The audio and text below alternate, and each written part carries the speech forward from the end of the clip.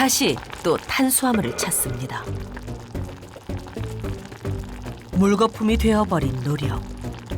오랜 시간 탄수화물에 길든 입맛은 좀처럼 바뀌기 쉽지 않은데요.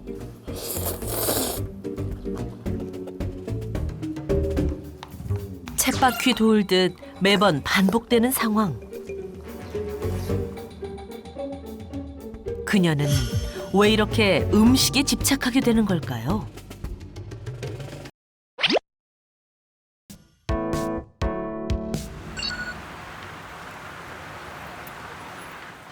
아이고 어리야, 아이고 어리야.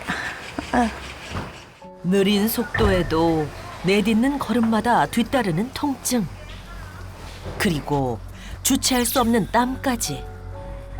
갖은 불편함으로 외출 자체가 고역이라는 정복용 씨. 이 모든 건 살이 찌면서 시작되었다는데요. 제가 20대 때 58kg 정도 몸무게가 나갔는데 지금은 살이 너무 많이 쪄서 지금 78kg 정도 나가고 있거든요. 살이 어마어마하게 찐 거죠. 지금의 모습과는 달리 날씬한 몸매를 자랑했던 그녀. 자신이 비만으로 이렇게 고민하는 날이 올 줄 몰랐답니다. 하지만 언제부턴가 살이 찌기 시작하면서 그녀의 모습은 완전히 바뀌었는데요. 그녀는 어쩌다 이렇게 비만하게 된 걸까요? 육아를 하게 되면 스트레스가 받잖아요. 그걸 먹는 걸 풀었어요. 잔치국수를 2그릇, 3그릇 먹든지 아니면은 밥을 2~3공기 먹든지 잠을 늦게 자다 보니까 야식도 먹게 되고 라면 2개 끓여서 먹고 먹어도 허하고 점점 더 많이 먹어야 충족되고 스트레스를 먹는 것으로 풀면서 탄수화물에 중독된 그녀. 몸은 순식간에 비만해졌고 건강에도 문제가 생겼습니다. 살찌면서 온몸이 다 아프고 허리랑 어깨랑 너무 아프고 조금만 걸어도 숨차고 힘들어요. 얼마 전에 병원에 갔는데 혈당이랑 혈압이랑 고지혈이랑 높다고 해서 대사증후군 진단을 받았어요. 고혈압에 당뇨병 그리고 고지혈증까지 한순간에 빼앗긴 건강. 그녀는 비만에서 벗어나기 위해 자신과의 싸움을 시작했습니다. 하지만 매 순간 그녀를 유혹하는 음식. 맛있겠다. 아는 맛이 무섭다고 분식집 앞을 쉽게 떠나지 못하는데요. 결국 이대로 무너지는 걸까요? 영롱한 자태를 자랑하는 떡볶이. 그 앞에선 지금. 그녀에겐 이 순간이 인생 최대의 고비인데요. 자신과의 싸움에 백기를 드는 걸까요? 강한 유혹에도 굳센 의지로 발길을 돌린 정복용 씨. 고비를 넘긴 후에도 그녀의 노력은 계속되는데요. 배고픔을 고통으로 잊으려는 건지 지압 슬리퍼를 챙겨 신는 그녀. 그리고 잠시 휴식을 취해봅니다. 차분히 식욕을 가라앉히나 싶더니 하필이면 이때 방송에 음식이 등장합니다.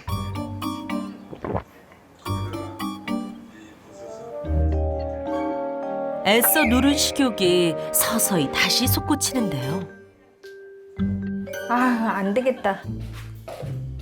이렇게 그녀의 의지는 꺾이는 건가 했는데요. 주방이 아닌 욕실로 들어선 복용 씨. 뭐 하나 먹은 것도 없는데 구강청결제로 입을 헹굽니다. 식욕을 억제하기 위한 그녀만의 비상책인 듯한데요. 할 수 있는 선에서 최선을 다해 노력 중인 그녀. 이거 식욕이 억제된다고 해서 산 거거든요. 이 안에서 지압을 해주면서 식욕을 눌러준대요. 식욕이 억제된다고 하면 이것저것 다 해보는 거죠. 체중 관리의 가장 큰 적은 다름 아닌 식욕이죠.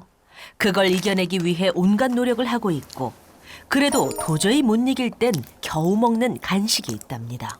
전에는 과자, 빵 이런 걸 많이 먹었었는데 건강을 생각해서 고구마 말랭이로 먹고 있어요. 그런데 무언가에 집중한 채 말랭이를 터프하게 뜯어먹는 그녀. 맛있겠다. 치킨을 먹는 영상을 보며 대리만족 중이었는데요. 하지만 이걸로는 성에 차지 않았는지 무언가를 꺼내듭니다. 그건 바로 바삭한 식감이 그나마 비슷한 뻥튀기. 치킨을 상상하며 한 입 한 입 그렇게 한 번 먹기 시작하자 결국 식욕에 제대로 발동이 걸린 정보경 씨. 아유, 파란색이면 입맛이 떨어진다더니 입맛만 좋네. 그러고 보니 식탁보를 비롯해 사용하는 식기류 모두 하나같이 파란색 계열. 이런 갖은 노력에도 그녀의 식욕은 왜 사라지지 않는 걸까요? 정복용 씨의 생활 습관에서 문제점을 찾아볼 수 있는데요. 음식 영상이나 음식 사진을 계속해서 보면 일명 배고픔 호르몬이라고 불리는 그렐린이 분출되는데요. 그렐린 호르몬은 식욕을 촉진시키는 역할을 함으로써 내게 배가 고프다는 메시지를 전달하게 됩니다. 그런데 음식을 먹는 방송을 오래 시청하게 되면 그렐린이 계속해서 과잉 분비되면서 쉽게 허기가 채워지지 않아 뭔가를 계속 먹게 되는 것이죠. 실제 한 연구에서도 음식을 먹는 방송을 오래 시청하는 사람의 경우 좋지 않은 식습관을 지닌 것으로 나타났습니다. 더 이상은 참기 힘들었는지 결국 라면을 꺼내든 그녀. 오늘도 유혹을 뿌리치지 못하고 다시 또 탄수화물을 찾습니다. 물거품이 되어버린 노력. 오랜 시간 탄수화물에 길든 입맛은 좀처럼 바뀌기 쉽지 않은데요.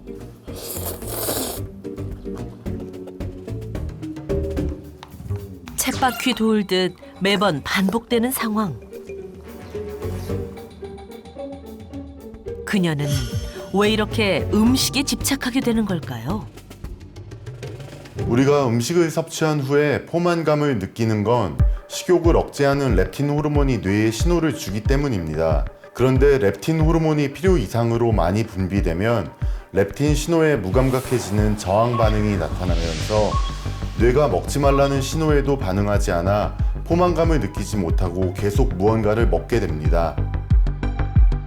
같은 듯 다른 정보경 씨와 김점남 씨. 사실 두 사람이 비만한 데는 한 가지 공통점이 있습니다. 두 사람 모두 비만을 부르는 요인에 중독되어 있습니다. 정보경 씨의 경우에는 탄수화물 중독에 빠진 모습이 보이는데요. 탄수화물 중독이란 필요한 양의 탄수화물을 섭취하고도 계속해서 섭취하게 되는 현상을 말합니다. 문제는 탄수화물을 과잉 섭취하면 그만큼 포도당 농도가 상승하고 이를 처리하기 위해서 췌장에서 인슐린이 많이 분비가 됩니다. 그러면 일시적으로 혈당이 확 떨어지는 저혈당 증상이 오게 되고 몸은 포도당이 필요하다고 인식하면서 또다시 탄수화물에 대한 욕구가 생깁니다. 결국은 살이 찌는 것이죠. 반면 식단을 철저히 관리 중인 김점남 씨. 그녀의 일상에서 특이점이라곤 그저 매운맛을 즐기는 것뿐이었는데요. 김점남 씨는 매운맛만 쫓는 미각 중독에 빠진 것으로 보입니다. 미각 중독이란 단맛이나 짠맛, 매운맛과 같이 특정한 맛에 빠져서 계속해서 그 맛을 고집하는 상태를 말합니다. 따라서 음식을 섭취할 때 영양보다는 혀가 즐거운 특정한 맛을 우선순위로 두기 때문에 영양 불균형으로 인해서 지방 대사에 필요한 영양소가 부족해지고 이에 따라서 쉽게 살이 찔 수가 있는데요. 우리가 보통 체중 감량에 있어서 그리 중요시하지 않는 비타민 D와 칼슘 또한 알고 보면 체중 조절에 관련이 있는 성분으로 부족할 경우에는 비만해질 수 있습니다. 중독을 부르는 음식의 유혹. 벗어날 방법은 없는 걸까요?